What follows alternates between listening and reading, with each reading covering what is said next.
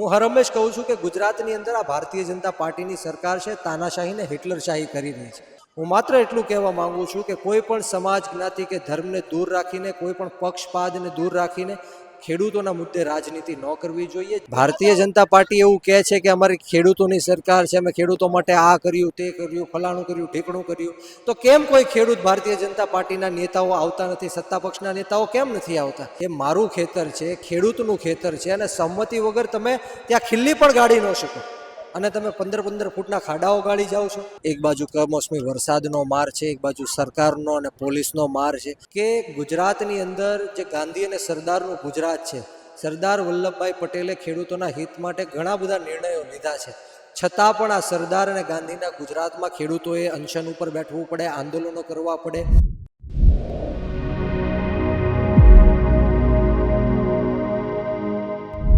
નમસ્કાર, ગુજરાત પ્લસમાં આપનું સ્વાગત છે. હું છું યશ.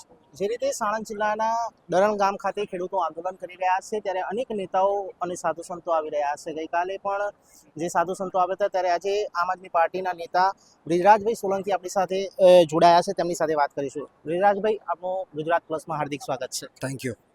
બ્રિજરાજભાઈ, જે રીતે આ ખેડૂતોનો મુદ્દો સાણંદની અંદર દરણ ગામની અંદર ચાલી રહ્યો છે, શું કહેશો? ગુજરાત પ્લસ ન્યૂઝના તમામ દર્શક મિત્રોનું આ તકે હું ખૂબ ખૂબ સ્વાગત કરું છું અને આપનો પણ ખૂબ ખૂબ આભાર વ્યક્ત કરું છું કે જે રીતના આ આંદોલનને આજે 8-9 દિવસ થયા અને પહેલા જ દિવસથી તમે આ ખેડૂતોનો સંઘર્ષ જોઈ રહ્યા છો અને સરકાર સુધી એમનો અવાજ પહોંચાડી રહ્યા છો. આજે બાવળા અને સાણંદ વિસ્તારના દરેણ ગામની અંદર ખેડૂતો છેલ્લા 8-9 દિવસથી આંદોલન ઉપર બેઠા છે. ખેડૂત સંઘર્ષ સમિતિ, અમારા પિન્ટુભાઈ, શૈલેષભાઈ, હરજીદાદા, દયારામભાઈ, સમગ્ર ટીમ દ્વારા હજારોની સંખ્યામાં આપ જેમ જોઈ શકો છો કે ખેડૂતો આજે ખેતરમાં આંદોલન ઉપર બેઠા છે. એનું કારણ એ છે કે ગેલોપ્સ ઇન્ડસ્ટ્રીયલ કંપનીઝ દ્વારા આમના ખેતરની નીચેથી એક ડ્રેનેજ લાઇન પસાર કરવાનું કહે છે અને એવું કહે છે કે વરસાદી પાણી છે એમનો નિકાલ કરવા માટે આ ડ્રેનેજ લાઇન છે. પરંતુ ખેડૂતોનું સ્પષ્ટ એવું કહેવું છે કે જે પોઈઝનસ કેમિકલ આ ગેલોપ્સ ઇન્ડસ્ટ્રીઝમાંથી છૂટવાનું છે એનો નિકાલ કરવા માટેનું આ ડ્રેનેજ સિસ્ટમ બનાવવામાં આવે છે, જેથી આ ખેડૂતોની જમીન છે બરબાદ થઈ જશે. એમની 7/12નો ઉલ્લેખ થશે એટલે એમના ભાવ છે અડધા થઈ જશે. એટલે આ ખેડૂતો વિરોધ નોંધાવી રહ્યા છે. ખેડૂતોની માત્ર એટલી જ માંગ છે કે જો જનહિતના કાર્યો થતા હોય, પ્રગતિ અને વિકાસ ગામનો કે રાજ્યનો થતો હોય તો એમનેથી કોઈ વાંધો નથી, પરંતુ એમને યોગ્ય વળતર મળવું જોઈએ અને યોગ્ય વળતર મળશે તો 100% ખેડૂતો પણ વિચારશે. અને આજે હું આ ગામની મુલાકાતે આવ્યો છું. આની પહેલાં પણ જે પણ જગ્યાએ ખેડૂતો સાથે અન્યાય અને અત્યાચારો થયા ત્યારે બધા જ નેતાઓ જાય છે અને જવું પણ જોઈએ. નેતાઓ જાય છે. મોરબીની અંદર પણ જેતપર ગામની અને આજુબાજુના ગામના ખેડૂતો આંદોલન ઉપર બેઠા છે, ભૂખ હડતાલ પર બેઠા છે. ક્યાંક ને ક્યાંક રાજકીય રોટલા શેકાઈ રહ્યા એવું લાગે છે, કારણ કે આમ આદમી પાર્ટીના પંકજ રાણસરિયા પણ ખેડૂતોના સમર્થનમાં આવ્યા. પછી સમગ્ર કોંગ્રેસે હાઈજેક કરી લીધો આખો મુદ્દો અને ક્યાંક ને ક્યાંક ખેડૂતોને ગેરમાર્ગે દોરવામાં આવે છે. આપ શું કહેશો એના વિશે? મેં હર હંમેશ કીધું છે કે ખેડૂતોના મુદ્દે કોઈ રાજનીતિ કરવી ન જોઈએ.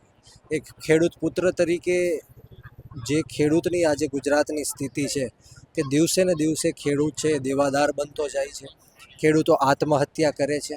એક બાજુ કમોસમી વરસાદનો માર છે, એક બાજુ સરકારનો અને પોલીસનો માર છે, એક બાજુથી ટેકાના ભાવે જે પાક છે નથી ખરીદાતો, એક બાજુથી ખેડૂતોના પાકનો ભાવ નથી મળતો, પેટ્રોલ ડીઝલ છે મોંઘું થઈ ગયું છે, બિયારણ ખાતર મળતું નથી, મોંઘા આ બધા બિયારણો મળે છે.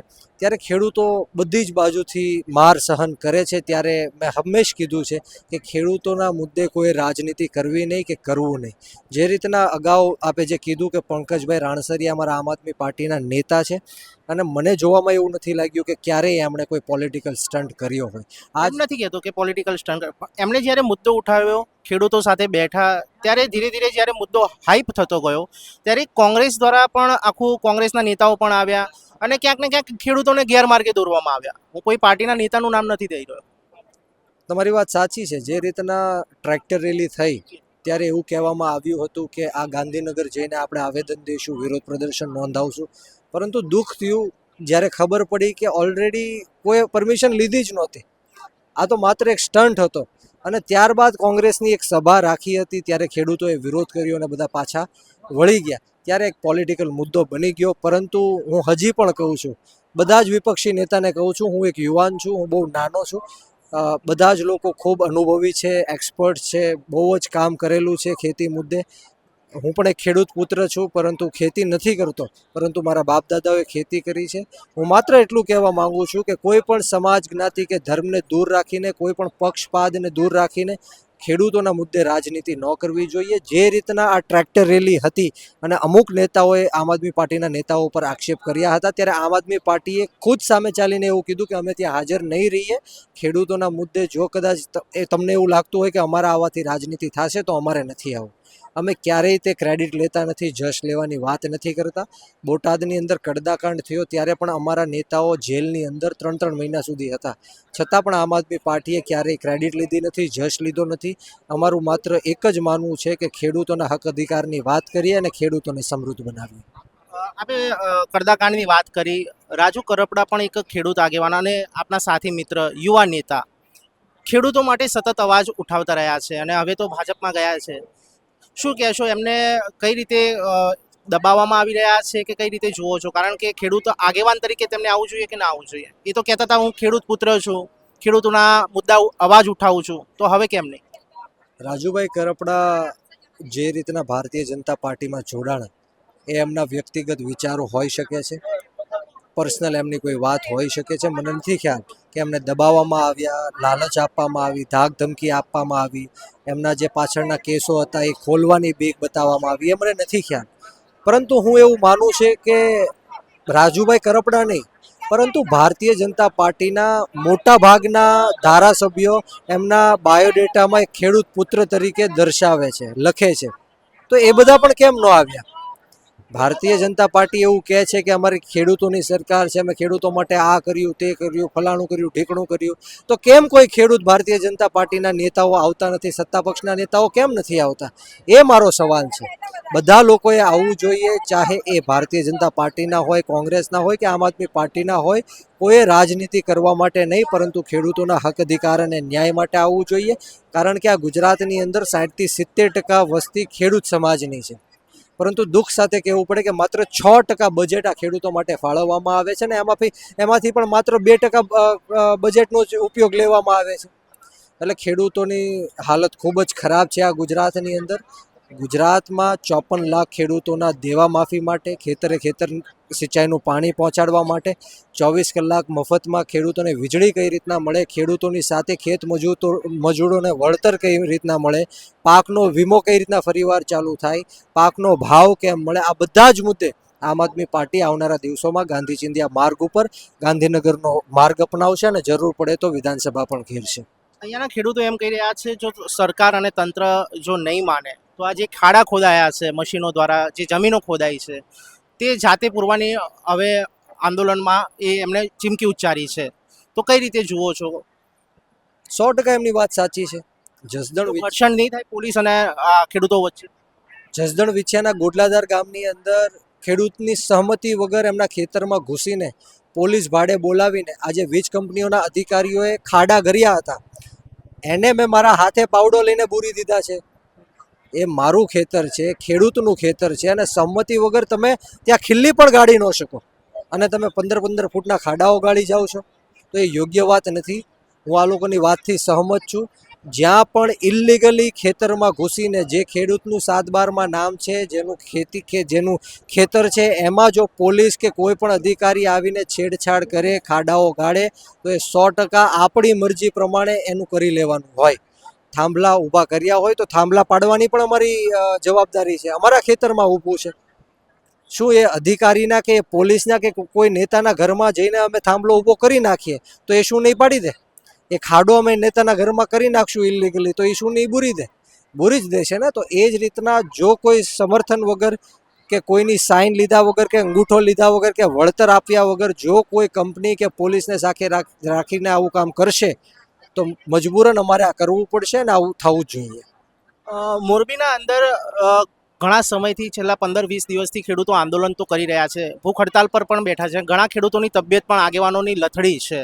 કાંતિભાઈ અમૃતિયા પણ આવ્યા, પણ કોઈ બીજા આગેવાનો, ચર્ચાઓ ચાલી રહી છે, કોઈ સમાધાન નથી નીકળી રહ્યું અને સેમ પરિસ્થિતિ અહીંયા પણ જોવા મળી રહી છે. શું લાગે છે આપને કે સમાધાન થશે કે કઈ રીતનું સરકાર આ ખેડૂતોના હકે એક્શન લેશે?